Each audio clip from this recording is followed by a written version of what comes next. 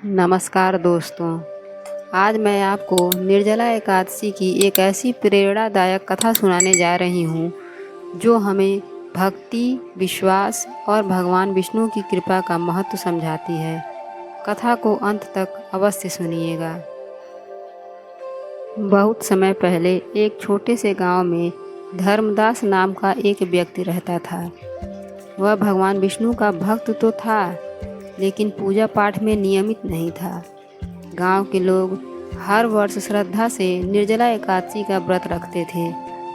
माना जाता था कि इस दिन बिना अन्न और बिना जल के भगवान विष्णु का स्मरण करने से सभी पाप नष्ट हो जाते हैं और अपार पुण्य प्राप्त होता है। एक वर्ष निर्जला एकादशी आने वाली थी। गांव के मंदिर में कथा चल रही थी। पुजारी जी सभी को व्रत का महत्व बता रहे थे।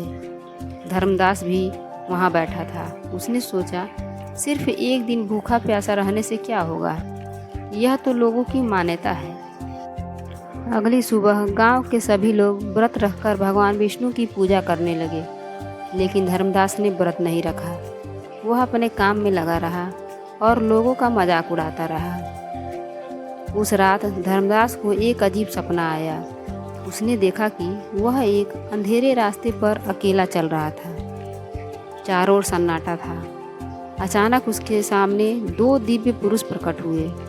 उन्होंने कहा, हे मनुष्य, तुम्हें भगवान ने अनेक अवसर दिए, लेकिन तुमने कभी श्रद्धा से उनका स्मरण नहीं किया। धर्मदास डर गया। तभी दूर से एक तेज प्रकाश दिखाई दिया।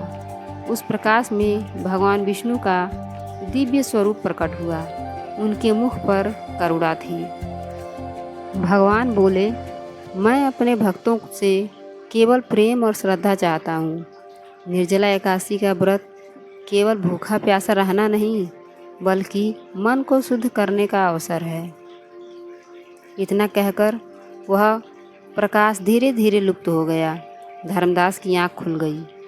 उसका शरीर पसीने से भीगा हुआ था। उसे अपनी गलती का एहसास हो चुका था। अगले दिन वह सीधे मंदिर पहुंचा। उसने पुजारी जी से क्षमा मांगी और भगवान विष्णु के चरणों में सिर झुका दिया। उसने संकल्प लिया कि वह हर वर्ष श्रद्धा और नियम से निर्जला एकादशी का व्रत करेगा। समय बीतता गया। धर्मदास का जीवन बदलने लगा। उसके मन में शांति आने लगी। परिवार में सुख बढ़ने लगा और गांव के लोग भी उसके परिवर्तन को देखकर आश्चर्य करने लगे।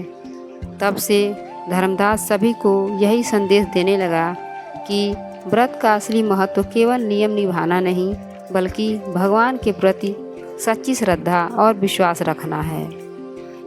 निर्जला एकादशी केवल एक व्रत नहीं, बल्कि आत्मशुद्धि, श्रद्धा और भगवान विष्णु के प्रति समर्पण का पवित्र अवसर है। अगर ये कथा आपको पसंद आई हो तो कमेंट में जय श्री हरि विष्णु अवश्य लिखिएगा।